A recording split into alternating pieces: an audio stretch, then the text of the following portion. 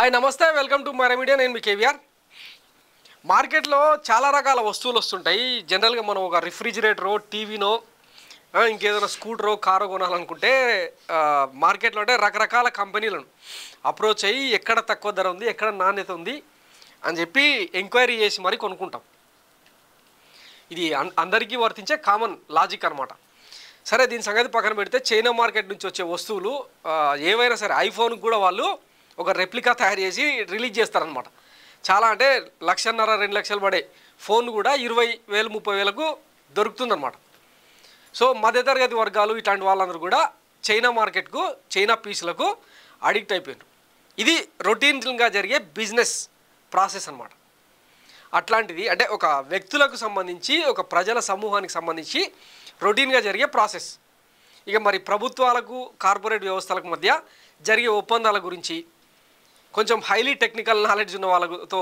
Discuss చేస్తే తెలిసేది ఏంటంటే ఇప్పుడు మన పచ్చలాజికల్ ఏం చెప్తున్నాయంటే ఎక్కువ ధరతో కొంటేనేమో అభివృద్ధి తక్కువ ధరకు కొంటేనేమో అవినీతి ఇది ఎందుకు చెప్పాల్సి వస్తుందంటే మన బాబు గారి హయాంలో 2014 నుంచి 19 మధ్య సోలార్ పవరు విండ్ పవరు ఇవన్నిటిని ₹6.99 కొనుక్కున్న ఘన చరిత్ర మన సొంతం అనమాట అట్లాంటిది జగన్మోహన్ రెడ్డి 2019లో ఎన్నికైన తర్వాత అదానీ గ్రూప్తో రకరకాల గ్రూపులతో అంటే ఎవరైతే పవర్ను జనరేట్ చేస్తున్నారో ఆయా సంస్థలతో ₹2కు 2.5కు కొనుక్కున్నదేమో అవినీతి అంట బాబుగారు కొనుక్కున్నదేమో అభివృద్ధి అంట సో ఇదెక్కడి పచ్చలాజిక్కో మరి ఇదెక్కడి విజనరీ పాలనో వాళ్ళకే తెలియాలి మన పచ్చపత్రికలు రాసే వార్తలు కథనాలు చదువుతుంటేనేమో ఉన్నమాతి పోయేటట్టుంది ఎందుకంటే నిన్ననే చెప్పిన కదా ₹7,000 కోట్లకు ₹1,750 కోట్ల లంచం ఇచ్చి మా కరెంటు కొనుక్కో అని చెప్పి ఎవడైనా మిడకాయ మీద తలకాయ నోటు చేసే బిజినెస్సేనా అది కరెంటు తక్కువ ధరకు కొంటే అవినీత ఎక్కువ ధరకు కొంటే అవినీత కరెంటు యూనిట్కు ₹2.49 వైఎస్ఆర్సీపీ ఒప్పందం చేసుకుంటే ప్రభుత్వం చంద్రబాబు గారు ఆయన సర్కారులో ₹6.99 గరిష్టంగా కొంటూ ఒప్పందాలు మరి అవినీతి ఎవరిది ₹2.49 సెకీ నుంచి కొనేలా వైఎస్ఆర్సీపీ ఒప్పందం అదే చంద్రబాబు అదే సెకీ నుంచి 4.5కు కొంటూ పీపీఏ చేసుకుంటే అంటే పబ్లిక్ ప్రైవేట్ అగ్రిమెంట్ చేసుకుంటే మరి అవినీతి ఎవరిది వైఎస్ఆర్సీపీ హయాంలో కేంద్ర ప్రభుత్వ సంస్థ సెకీతో మాత్రమే ఒప్పందం దేనితో ఏ అగ్రిమెంట్ లేని చోట అవినీతి ఆరోపణ కట్టుకథ కాదా అని చెప్పి వీళ్ళు కౌంటర్ అనమాట ఒకసారి గతంలో చూస్తే బాబు గారి జమానాలో పీపీఎల పేరుతో జరిగిన అవినీతి 2014లో 30 పీపీఎల్ జరిగితే అందులో టోటల్ కెపాసిటీ అంటే మెగావాట్స్ 649 మెగావాట్లను ₹6.49 నుంచి ₹5.25 నుంచి ఒక యూనిట్ రేటు ₹6.49 మరియు ₹5.25 అంటే ఓవరాల్గా చూస్తే ₹6.99 3% escalation every year up to 10 years అంటే 10 ఏళ్ల పాటు చేసుకున్న ఒప్పందాలు ప్రతి ఏడా 3% ఎస్కలేషన్ అంటే అంచనాలను పెంచుకుంటూ ఇట్లా ₹6.99 కొనుక్కున్న ఘన చరిత్ర ఎవరిది మన బాబు గారి సర్కార్ అన్నమాట దానికి back end charges power lapses ఇవన్నీ ఉంటాయి కదా వాటన్నిటినీ క్రోడీకరించి చేసుకున్నాం ఎందుకంటే అది విజనరీ పాలన కదా ఎందుకంటే ఆ కార్పొరేట్ సంస్థలు నష్టపోకూడదు మనకు వచ్చే కమిషన్లు చేయి దాటిపోకూడదు 2015లో ఒక ఒప్పందం జరిగితే 250 మెగావాట్ల కోసం జరిగితే అది ₹5.96 బాబు గారి సర్కారు అప్పట్లో ఎన్డీఏ కూటమి కొనుక్కున్నది 2016లో 4 ఎంఓయూలు జరిగితే ఒకటేమో ₹6.80 5 ఒప్పందాలేమో ₹5.99 ఏపీ జెన్కో ద్వారా కొనుక్కున్నారు తర్వాత 1000 మెగావాట్లేమో ₹4.61 ఎన్టీపీసీ ద్వారా 400 మెగావాట్ల పవర్నేమో 4.5కు సెసీ ద్వారా ఇవి గత చరిత్ర అన్నమాట మన ట్రాక్ రికార్డు మొత్తం 35 ఒప్పందాలు జరిగితే 2,400 మెగావాట్లు పవర్ పర్చేజ్ చేసినారు ఆన్ అండ్ యావరేజ్ తీసుకుంటే ₹6 పైనే కొనుక్కున్నారు తప్ప అంతకు తక్కువ కొనలే 2014 వరకు 11 పీపీఎల్ ఉంటే 2015 నుంచి 19 వరకు 35 పీపీఎల్ యూనిట్ గరిష్ట ధర ₹6.99 25 ఏళ్ల పాటు ఒప్పందాలు కానీ సెకీతో వైఎస్ఆర్సీపీ హయాంలో ఒప్పందం యూనిట్ ధర ₹2.49 ఇంకా ఏం చెప్పాలి అంటే ఇంచుమించు ₹4.5 తక్కువ చేసుకొని ఒక్కొక్క యూనిట్ మీద తక్కువ చేసుకొని కరెంటు కొంటే ఇది అవినీతి బాబు గారు చేసింది అంటే ₹6 ఇంచుమించు ₹7 పెట్టి కొనుక్కున్నదేమో అభివృద్ధికి సంకేతం అన్నమాట అది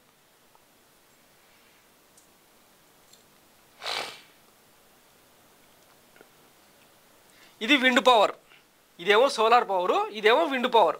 2014లో 14 ఒప్పందాలు ₹4.70, 2015లో 14 ఒప్పందాలు ₹4.83, 2016లో 63 ఒప్పందాలు ₹4.84, 2017లో 41 ఒప్పందాలు ₹4.84, 2018లో కూడా ఒక ఒప్పందం సేమ్ అదే ప్రైస్ అనమాట. మొత్తంగా 133 ఒప్పందాలు చేసుకుంటే విద్యుత్ సంస్థలతో మొత్తం 3494 యూనిట్స్ కొంటే, మెగావాట్స్ కొంటే 2015 వరకు 91 పీపీఎల్ ఉంటే 2015 నుంచి 19 వరకు 133 పీపీఎల్.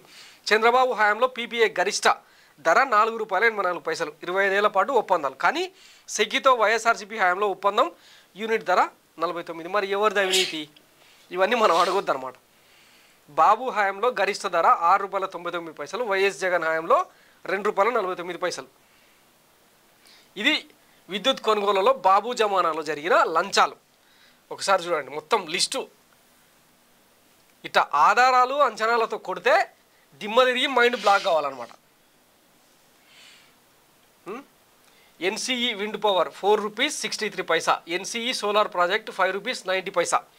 బాబు దిగిపోయిన 2019లో ఏపీ ఈఆర్సీ టారిఫ్లు పవన విద్యుత్ అంటే విండ్ పవరు ₹4.63, సోలార్ విద్యుత్ ఏమో ₹5.90. కానీ సెకితో వైఎస్ఆర్సీపీ చేసుకున్నది ₹2.49.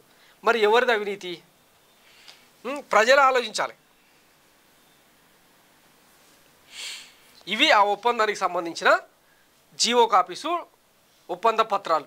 ఇదే చంద్రబాబు ప్రభుత్వంలో 2016లో కేంద్ర ప్రభుత్వ సంస్థ సెకితో southern power distribution company limited SPDCL తోనూ ఒప్పందం చేసుకుంది. 500 మెగావాట్ల కొనుగోలు కోసం యూనిట్ 4.5కు చెల్లిస్తూ ఒప్పందం చేసుకుంది. వైసీపీ ప్రభుత్వం మాత్రం యూనిట్ను కేవలం ₹2.49కే ఒప్పందం కుదుర్చుకుంటే తప్పేంటి? సో ఇవి ఆ ఒప్పందం చేసుకున్న పత్రాలకు సంబంధించిన కొన్ని ఎవిడెన్సెస్ అన్నట్టు. లాసెస్ డ్యూరింగ్ ది పీరియడ్ 2018-19లో 22,089 కోట్లు, 2022-23లో ₹395 కోట్లు. అంటే చంద్రబాబు గారి హయాం వరకు 22,000 కోట్ల నష్టాలు. అంటే ఈ అదనపు ఛార్జెస్ పేరుతో ఈ బాధుడు కారణంగా, అంటే అధికంగా దోచిపెట్టిన కారణంగా 22,000 కోట్లు నష్టపోతే వైసీపీ హయాంలో ఆ నష్టాలను ఎంతకు తగ్గించారు? 395 కోట్లకు తగ్గించారు అనమాట. ఇది అవినీతి అంటే.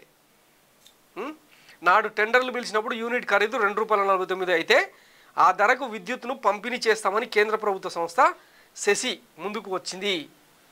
మరి ఇందులో అవినీతి ఎక్కడుంది? కేంద్ర ప్రభుత్వ సంస్థ సెకి మీద ఎన్నికల ముందు నుంచే ఒక పథకం ప్రకారం బురద జల్లుతూనే ఉన్నారు. అంతర్రాష్ట్ర విద్యుత్ సరఫరా ఛార్జీలు ISTS మినహాయించి యూనిట్ ధర ₹2.49 చొప్పున విద్యుత్ సరఫరాకు ఒప్పందం కుదిరిన ICTS నుంచి మినహాయింపు ఇస్తున్నట్లు కాగితం ఇచ్చినా సరే లేదు కాదు అంటూ ఆచరణలో మాత్రం ₹5.73 ఒక తప్పుడు ఆరోపణ చేస్తూ వచ్చారంట. ఇంకేం చెప్పాలి? సో ఇది ఈ అంటే ఎల్లో కూటమి, ఎల్లో సర్కారు, ఎల్లో పత్రికలు, ఎల్లో డిజిటల్ మీడియా అంటే ఒక అబద్ధానికి అందమైన రెక్కలు దొడికి వాటిని జనంలో ఎట్లా ప్రచారానికి తీసుకొస్తారో చూసిందే కదా. ఇక ఈ ఉధృతి, ఈ కథనాలు ఇవన్నీ కూడా అంటే నిజం చెప్పినా కూడా నమ్మే పరిస్థితి లేనంత దీనస్థితికి ఆంధ్ర ప్రజల్ని ఎడ్యుకేట్ చేశారనమాట మన పచ్చపత్రికలు, మన పచ్చ పార్టీ. సో మరి ఇప్పుడు నిజాలు గ్రహించే స్థితిలో ఆంధ్ర ప్రజలు ఉన్నారా లేరా అన్నది మీకు మీరు క్రాస్ చెక్ చేసుకోవాలి. ఎందుకంటే ఎవరైనా చైతన్యం వైపు ముందుకు సాగాలనుకుంటారు, కానీ ఇట్లా అబద్ధాల ఉధృతిలో కొట్టుకుపోవాలని ఎవరు కోరుకోరు కదా. అయినా సరే ఈ వార్తలను, ఈ కథనాలను నమ్మే మనం 164 సీట్లు ఇచ్చి గెలిపించినాం. ఇంచుమించు 54% ఓటింగ్ను అప్పగించినాం అనమాట.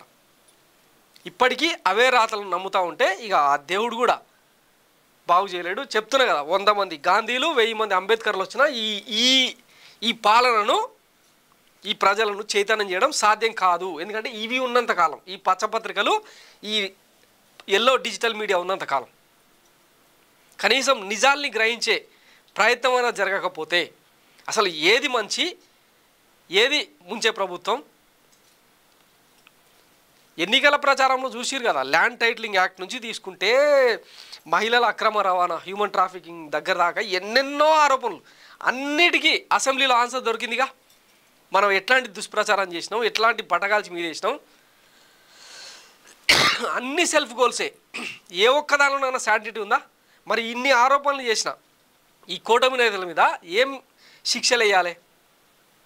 ఇవేవి మనం అడగొద్దు. అడిగితే మళ్ళీ బాబు గారికి కంటగింపుగా మారుతాం అనమాట. దీని మీద పేరున్న అని సవాల్ చేసిండు అన్నట్టు.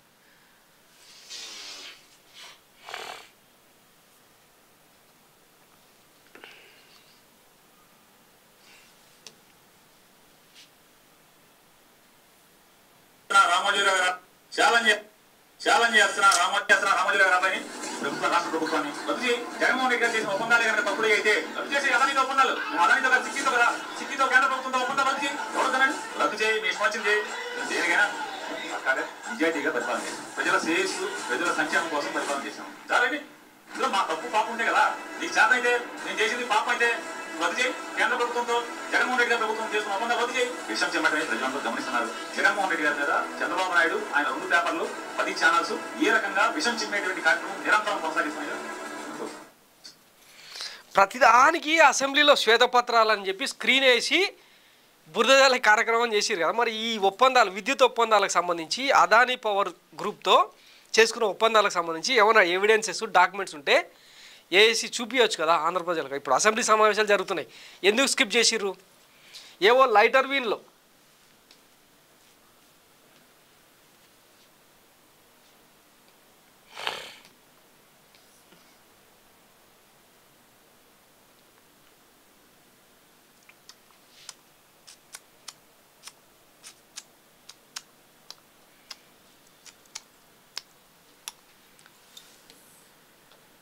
ఎటువంటి